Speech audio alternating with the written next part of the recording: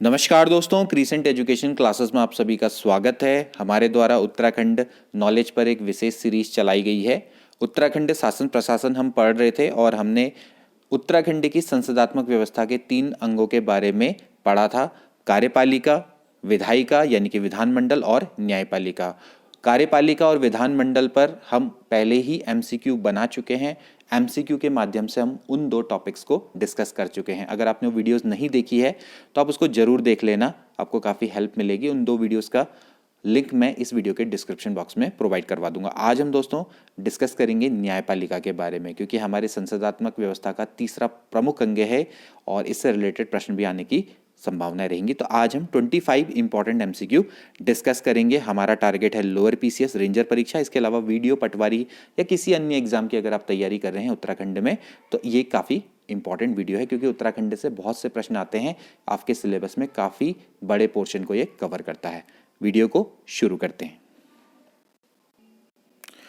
तो फ्रेंड्स, आज का पहला प्रश्न है, शासन का महत्वपूर्ण अंग जिसका मुख्य कार्य विधि की व्याख्या करना है, लॉ की व्याख्या करना है, वो कौन सा महत्वपूर्ण अंग है। यहाँ पर अंग नहीं लिखा है, कोई बात नहीं, लेकिन आप क्वेश्चन को समझ लीजिए। कार्यपालिका, विधायिका, महाधिवक्ता या फिर न्यायपालिका। ऑफ कोर्स इसका राइट आंसर है न्यायपालिका। न्यायपालिका हमारे शासन प्रशासन का तीसरा महत्वपूर्ण अंग है। पहला अंग था कार्यपालिका, दूसरा था विधायिका यानी कि विधानमंडल, जबकि तीसरा है न्यायपालिका। भाई देखिए, कार्यपालिका और विधायिका, विधायिका किससे है? लॉ को बनाता है, जो लॉ का निर्माण करता है।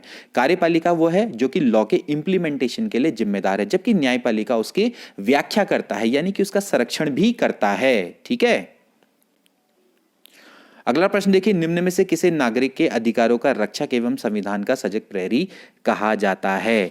देखिए, कार्यपालिका, राज्यपालिका, न्यायपालिका, महाधिवक्ता। तो कौन है दोस्तों? न्यायपालिका। न्यायपालिका को ही नागरिक के अधिकारों का रक्षक और संविधान का सजग प्रहरी कहा जाता है। जैसे कि हमारा सुप्रीम कोर्ट है, हाई कोर्ट है, दोस्तों ये हमारे अधिकारों के संरक्षक हैं, संविधान के सजग प्रहरी हैं। ठीक है। ये विधायिका और कार्यपालिका में नियंत्रण स्थापित करते हैं। अगर ये निकाय विधान और संविधान से परे जाकर अगर काम करते हैं, यानी कि अगर अपना काम असंवैधानिक रूप से करते हैं, मतलब अवैध काम करते हैं, तो उसलिए उस समय पर ये जो न्यायपालिका है वो इन दोनों पर कंट्रोल करती है। ठीक है।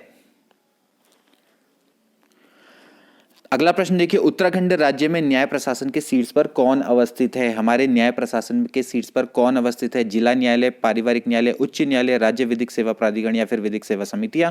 तो कौन है भाई न्याय? हमारे न्यायपालिका में यानी कि उत्तराखंड के न्याय प्रशासन में सीट्स में कौन है दोस्तों? उत्तराखंड हाई कोर्ट यानी कि उच्च न्यायालय। ठीक है। उच्च न्यायालय सबसे सीट्स पर अवस्थित है। बाकी कर बात करें जिला न्यायालय, पारिवारिक न्यायालय, राज्य विधिक सेवा प्राधिकरण यानी कि विधि सेवा और विधिक सेवा समितियां, ये दोस्तों की सारी क्या उच्च न्यायालय के नियंत्रण के अंतर्गत आती है। ठीक है। सबसे ऊपर है हाई कोर्ट और बाकी सब इसके अंतर्गत आते हैं, यानी कि इसके कंट्रोल के अंतर्गत आते हैं। तो ये आपको क्लियर हो जाना चाहिए। जिला न्यायालय, पारिवारिक न्यायालय, राज्य विधिक सेवा प्राधिकरण और विधिक सेवा समितियां हाई कोर्ट के अंडर में आती है। ठीक है। अगला प्रश्न देखिए, काफी अच्छा प्रश्न है। संविधान के किस अनुच्छेद के तहत उत्तराखंड राज्य में उच्च न्यायालय का प्रावधान किया गया है? अनुच्छेद 215, 214, 213, 212। तो इसका राइट आंसर है अनुच्छेद 214। भाई संविधान के अनुच्छेद 214 ये कहता है कि प्रत्येक राज्य में एक एक उच्च न्यायालय का प्रावधान किया जाना चाहिए। ठीक है। तो इसी अनुच्छेद के अनुसार ही 9 नवंबर 2000 जब हमारे राज्य का गठन हुआ तो नैनीताल में हाईकोर्ट की स्थापना की गई, उत्तराखंड उच्च न्यायालय की स्थापना की गई। देश का 20वें नंबर का ये उच्च न्यायालय है। ठीक है। अभी देश में कितने उच्च न्यायालय हैं दोस्तों? 25 उच्च न्यायालय हैं, जिसमें कि आंध्र प्रदेश का जो उच्च न्यायालय है जो कि अमरावती में अवस्थित है, ये 25वें नंबर का है। 1 जनवरी 2019 को इसकी स्थापना की गई थी। ठीक है। जबकि सबसे पुराना कौन है दोस्तों? वो है कोलकाता का। कोलकाता की कब की गई थी? 1862, 2 जुलाई। तो ये सब फैक्ट्स आपको पता होने चाहिए। सबसे पुराना हमारा देश का उच्च न्यायालय है कोलकाता। कभी कभार हो सकता है कि इससे रिलेटेड प्रश्न भी आ जाए। और जो सबसे लेटेस्ट है वो कौन है? आंध्र प्रदेश का अमरावती, जो कि हमारे देश का 25वें नंबर का उच्च न्यायालय, जबकि हमारा उत्तराखंड राज्य का उच्च न्यायालय वो 20वें नंबर का उच्च न्यायालय है। अगला प्रश्न देखिए, उत्तराखंड राज्य का उच्च न्यायालय देश के न्यायालय में कौन से नंबर का है? तो अभी जैसे मैंने आपको बताया कि 20वें नंबर का उच्च न्यायालय है। नेक्स्ट प्रश्न देखिए, उत्तराखंड राज्य का उच्च न्यायालय कहां अवस्थित है? कहां पर अवस्थित है भाई? नैनीताल में ये अवस्थित है। अगला प्रश्न देखिए, किस अनुच्छेद के अंतर्गत उच्च न्यायालय को राज्य के अन्य न्यायालय और न्यायाधिकारियों के अधीक्षण का पूरा अधिकार है?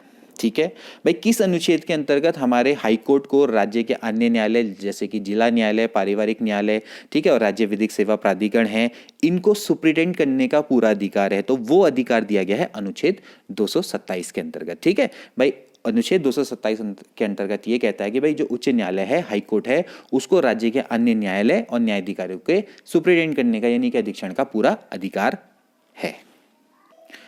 अगला प्रश्न देखिए, काफी अच्छा प्रश्न है। उत्तराखंड उच्च न्यायालय में न्यायाधीशों के स्वीकृत पदों की कुल संख्या कितनी है? 11, 10, 8, 7। तो इसका राइट आंसर है 11। अभी हमारे उत्तराखंड उच्च न्यायालय में स्वीकृत न्यायाधीशों की कुल संख्या कितनी है? 11 है। मैं इसमें आपको और अच्छे से बता दूं, इसमें 9 पद हैं स्थायी यानी कि परमानेंट, और 2 होते हैं एडिशनल। ठीक है, जो 9 इनको बोला जाता है, 9 जो है आपके परमानेंट जज हैं, 2 आपके कैसे हैं, ये एडिशनल जजेस इनको बोला जाता है। ठीक है, अभी देखा जाए तो इसमें हमारे उत्तराखंड राज्य में दोस्तों 8 जज काम कर रहे हैं। अभी न्यायमूर्ति मिश्रा आए हैं नए, तो फिर पहले तो 7 थे, अब टोटल मिला के कितने हो गए? 8 हो गए। ठीक है, अब मैं इसमें भी बताऊं तो अभी जैसे एक हमारे यहाँ एडिशनल जज है, आलोक सिंह है, वो अभी हमारे एडिशनल जज हैं, और बाकी कितने बचे भाई? 8 हो गए ना, तो बाकी 7 है। ठीक है, अब 7 में एक हमारा क्या होगा? चीफ जस्टिस भी होगा, मतलब chief justice of Uttarakhand high court. तो chief justice of Uttarakhand high court कौन है? राघवेंद्र सिंह चौहान। ठीक, तो राघवेंद्र सिंह चौहान को जोड़ के टोटल कितने होंगे? 11 होंगे। ठीक है, ये भी समझ लेना। तो अभी हमारे 7 क्या है? परमानेंट जज हैं, एक आपका एडिशनल जज है, तो 7 + 1 कितना हो गया? 8 आपके टोटल हमारे जजेस हैं। ठीक है, जिसमें अभी हमने बोल दिया कि भाई 3 पद आपके खाली है, एक एडिशनल का खाली है, 2 परमानेंट का खाली है। ठीक है, यहां तक आपको क्लियर हो गया होगा। और इसमें आपका एक जज हमारा क्या है? चीफ जस्टिस भी है, चीफ जस्टिस जो हमारे राघवेंद्र सिंह चौहान है। अगला प्रश्न देखिए, उत्तराखंड राज्य के गठन के समय उच्च न्यायालय के न्यायाधीशों के स्वीकृत पदों की कुल संख्या कितनी थी? तो उस समय पर 7 थी। कुछ बुक्स में 8 दिया हो सकता है, लेकिन इसका राइट आंसर 7 ही होना चाहिए। ठीक है, नेक्स्ट प्रश्न देखिए, उत्तराखंड उच्च न्यायालय के प्रथम मुख्य न्यायाधीश कौन थे? तो भाई कौन थे? अशोक अभयंकर देसाई। ये प्रश्न भी कई बार आ चुका है, आपको कई बुक्स में इसका मिल जाएगा, और वैसे भी कई सारे पेपर्स में आता रहता है। अशोक अभयंकर देसाई हमारे उत्तराखंड उच्च न्यायालय के प्रथम चीफ जस्टिस थे।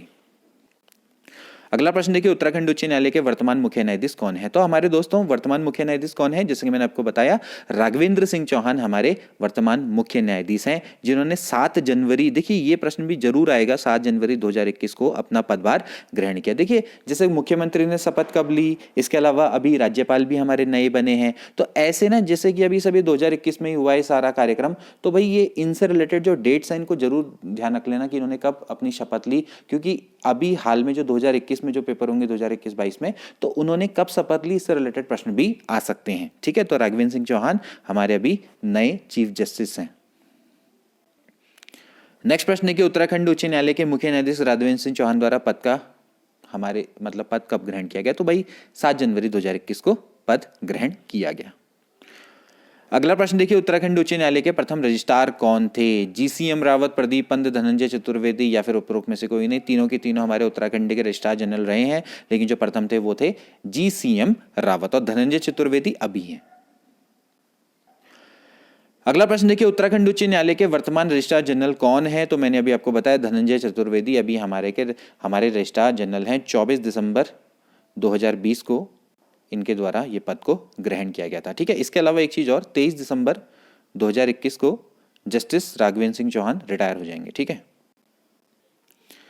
अगला प्रश्न देखिए दोस्तों, जो कि एक वन लाइनर है। वन लाइनर भी हम बताते रहेंगे बीच बीच में, जैसे कि मैंने बोला कि इसमें कुछ इंपॉर्टेंट आपके जो 25 MCQ हैं, इसमें कुछ आपके MCQ भी हैं, कुछ वन लाइनर भी हैं। वन लाइनर से थोड़ा इजी हो जाता है, हमारे लिए थोड़ा इजी हो जाता है, आपके लिए भी इजी होगा, क्योंकि इसमें हमारे कई सारी चीज़ें डिस्कस करने को मिल जाती है। कभी कभार क्या होता है कि MCQ बनाने टफ हो जाते हैं, तो वन लाइनर कभी कभार इजी पड़ते हैं। ठीक है, मैं सीधे सीधे आपको सही चीज़ बताऊंगा। इसके बाद देखिए अगला, देखिए नैनीताल स्थित भवन जिसमें उच्च न्यायालय स्थित है, उस भवन का निर्माण किसके द्वारा करवाया गया था? काफ़ी इंपॉर्टेंट है, उच्च न्यायालय भवन की भी अपनी एक हिस्ट्री रही है, और इसलिए जो नैनीताल स्थित भवन से रिलेटेड भी प्रश्न आते रहते हैं। तो जो उच्च न्यायालय भवन है उसका निर्माण सर सेंटोनी मैकडॉनल्ड के द्वारा करवाया गया था। कई जगह पे एंटोनी मैकडॉनल्ड भी हो सकता है, लेकिन इनका नाम सेंटोनी मैकडॉनल्ड ही है। ठीक है, इसके बाद इन्होंने 1900 में ये निर्माण कराया था। ये प्रश्न भी आ सकता है क्योंकि ये जो भवन है काफी पुराना है, 100 वर्ष से अधिक पुराना है। ठीक है, और ये गोथिक शैली में बना हुआ है। ठीक है, गोथिक शैली में ही बने हुए हैं। हमारा जो राजभवन है वो भी गोथिक शैली में ही बना हुआ है। जो हमारा राजभवन है वो तो बकिंगम पैलेस जो कि इंग्लैंड पर, तो वो उसी शैली में बना हुआ है। ठीक है, तो यानी कि जो ब्रिटिश शैली है उसमें जो गोथिक शैली है वो इंपॉर्टेंट है, तो गोथिक शैली में ही बना हुआ है, तो राजभवन भी उसी शैली में बना हुआ है। इससे रिलेटेड प्रश्न भी आ सकते हैं। ठीक है, इसके अलावा देखिए इसमें स्कूल भी चले। तो नैनीताल उच्च न्यायालय भवन में कौन सा स्कूल था? तो ब्रांसडेल स्कूल उस समय पर हुआ करता था। ठीक है, अगला प्रश्न देखिए क्या है, नैनीताल को कब उत्तरी पश्चिमी प्रांत की ग्रीष्मकालीन राजधानी बनाया गया था? देखिए नैनीताल को उत्तर पश्चिमी प्रांत की ग्रीष्मकालीन राजधानी 1862 में बनाया गया था। ठीक है, फिर आगे चलकर क्या हुआ कि जब उत्तर प्रदेश की सरकार बनी तो इन्होंने नैनीताल को का जो ये भवन है, क्योंकि जब एक ग्रीष्मकालीन राजधानी क्योंकि बनी हुई थी ऑलरेडी, तो इस भवन को सचिवालय के रूप में यूज किया था।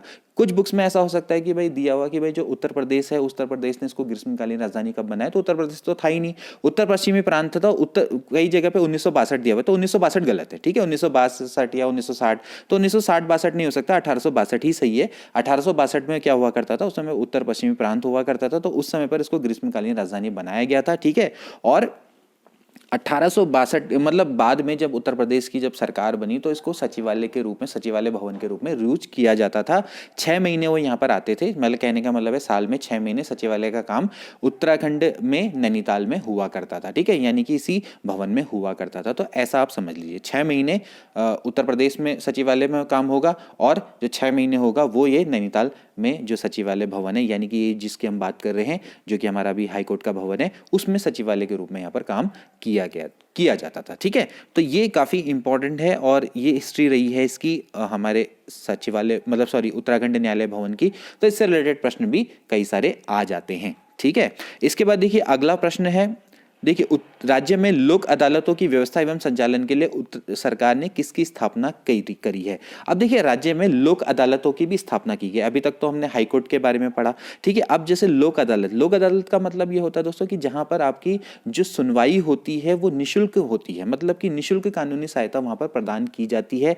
और जो लोक अदालत है उनकी मैनेजमेंट और उनके संचालन के लिए उत्तराखंड कानूनी सहायता एवं परामर्श बोर्ड की स्थापना की गई, यानी कि बोर्ड इनकी संचालन और इनकी व्यवस्था के लिए जिम्मेदार है। ठीक है, तो उत्तराखंड कानूनी सहायता एवं परामर्श बोर्ड। अब इसके बाद जैसे ये तो राज्य स्तर पर है, तो अब इसकी जिले स्तर पर भी इकाइयों को बांटा गया है। जैसे कि राज्य के विभिन्न जिलों में उत्तराखंड कानूनी सहायता एवं परामर्श बोर्ड की इकाइयों का गठन किया गया है, जिनको क्या बोला जाता है? जिला कानूनी सहायता एवं परामर्श समिति इनको बोला जाता है। ठीक है, राज्य स्तर पर क्या होगा? उत्तराखंड कानूनी सहायता एवं परामर्श बोर्ड। अब जो इसकी विभिन्न जिले में इकाइयां होंगी उनको क्या बोला जाएगा? जिला कानूनी सहायता एवं परामर्श समिति बोला जाता है। ठीक है, इसके बाद अगला प्रश्न देखिए, राज्य में पंचायती राज कानून के अंतर्गत कुल कितनी न्याय पंचायतों का गठन किया गया? तो यहाँ पर न्याय पंचायतों का भी गठन किया गया है, तो वो अभी 670 है। तो 670 ही है, काफी समय से 670 ही है, और यहाँ पर 500 रुपए तक के मामलों की सुनवाई की जाती है। ठीक है, तो ये भी प्रश्न पूछा जा सकता है कि राज्य में पंचायती राज कानून के अंतर्गत कुल कितनी न्याय पंचायतों का गठन किया गया? 670, और वहां कितने रुपए तक के मामलों की सुनवाई की जाती है। ठीक है, तो इतना आई होप कि आपको समझ में आ गया होगा। अब कुछ इंपॉर्टेंट चीज, जैसे कि राज्य में शासन प्रशासन में अधिकारों के दुरुपयोग, भ्रष्टाचार आदि की रोकथाम हेतु लोकायुक्त संगठन स्थापित करने संबंधी विधेयक राज्य विधानसभा में कब पारित किया? तो काफी अच्छा प्रश्न है ये दोस्तों। 1 नवंबर 2011 को विधेयक पारित किया गया। अभी तक हमने दोस्तों शासन प्रशासन के बारे में पढ़ा, इनके अधिकारों के बारे में पढ़ा। अब हो सकता है कि ये जो शासन प्रशासन में बैठे लोग हैं, यानी कि हमारे जो लोक सेवक हैं, जैसे कि इसमें आते हैं मुख्यमंत्री, मंत्रीगण, विधायक, IAS, जिनकी हम अभी तक बात करी हमने, तो ये हो सकता है कि ये दोस्तों अपने अधिकारों का दुरुपयोग करें, भ्रष्टाचार करें, ठीक है, और किसी से कदाचार करे। तो इनसे संबंधित शिकायतों का निवारण कहां होगा? तो वो कहां होगा दोस्तों? लोकायुक्त संगठन में होगा। तो इसके संबंधी विधेयक राज्य विधानसभा में पारित किया गया है 1 नवंबर 2011। सीधा सीधा सा मतलब है कि जितने भी मंत्रीगण हैं, विधायक है, IAS है, या जितने भी लोक सेवक हैं, उनको जांच के दायरे में लाना है। 1 नवंबर 2011 को इससे संबंधित विधेयक हमारे राज्य में पारित किया गया था। ठीक है, अगला प्रश्न देखिए, नए कानून के अनुसार लोकायुक्त संगठन में कितने सदस्य होंगे? अब इस लोकायुक्त संगठन में दोस्तों कितने सदस्य होंगे? 6 सदस्य होंगे, ठीक है, जिसमें कि एक अध्यक्ष होगा और 5 सदस्य होंगे। अब जरूरत पड़ने पे 7 भी हो सकते हैं, तो 7 + 1 कितना हो जाएगा? 8 हो जाएगा, तो 8 भी हो सकते हैं, ठीक है। अब देखिए इसमें जो आधे सदस्य हैं, यानी कि अगर 6 सदस्य मान ले तो जो 3 सदस्य हैं दोस्तों वो होंगे 20 साल के अनुभव वाले विधिक पृष्ठभूमि के, यानी कि जो लॉ से रिलेटेड होंगे। हो सकता है कि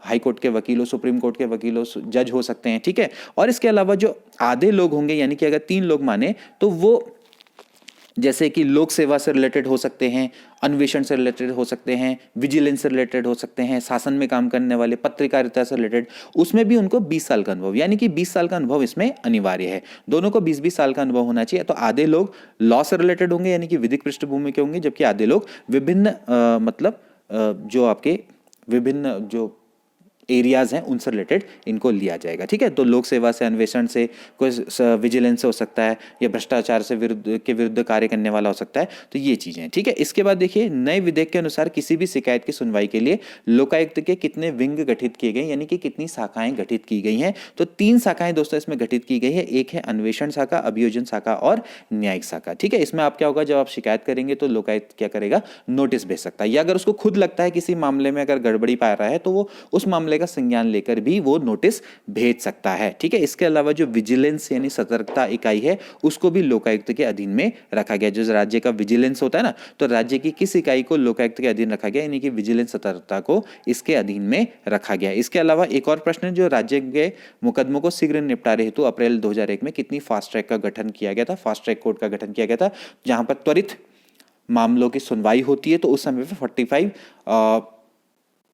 फास्ट ट्रैक कोर्ट का गठन किया गया था, ठीक है। इसमें जैसे पॉस्को एक्ट के तहत जैसे अत्याचार होते हैं, जैसे महिलाओं से रिलेटेड उत्पीड़न है, उनकी सुनवाई के लिए फटाफट जैसे काम हो जाए, तो त्वरित फास्ट ट्रैक या त्वरित कोर्ट या त्वरित न्यायालय बोलेंगे इसको हिंदी में, सॉरी, फास्ट ट्रैक कोर्ट को क्या बोलेंगे? त्वरित न्यायालय। तो त्वरित न्यायालय का गठन कब किया गया था? 2001 में, अप्रैल 2001 में 45, ठीक है। हालांकि जमीनी स्तर पे उतने अच्छे से काम नहीं करी है। बीच में त्रिवेंद्र सिंह रावत सरकार ने भी कहा था कि इनको सुदृढ़ किए जाने की आवश्यकता है। तो दोस्तों ये थे 25 इंपॉर्टेंट MCQ। आज मैंने थोड़ा बहुत जल्दी में पढ़ाए हैं। आई होप कि आपको फिर भी अच्छे से समझ में आए होंगे। आप चाहें तो वीडियो को थोड़ा धीरे धीरे स्लो मोशन में देख सकते हैं, लेकिन फिर भी आपके लिए ये वीडियो फायदेमंद है। आई होप कि ये प्रश्न आपको आने वाले एग्जाम में काफी मदद करेंगे। इनसे डायरेक्ट क्वेश्चन भी आ सकते हैं, इनसे इनडायरेक्ट क्वेश्चन भी आ सकते हैं। काम अच्छा लगे तो वीडियो को जरूर शेयर कर देना और लाइक भी कर देना। मिलते हैं अगली वीडियो में। Good bye.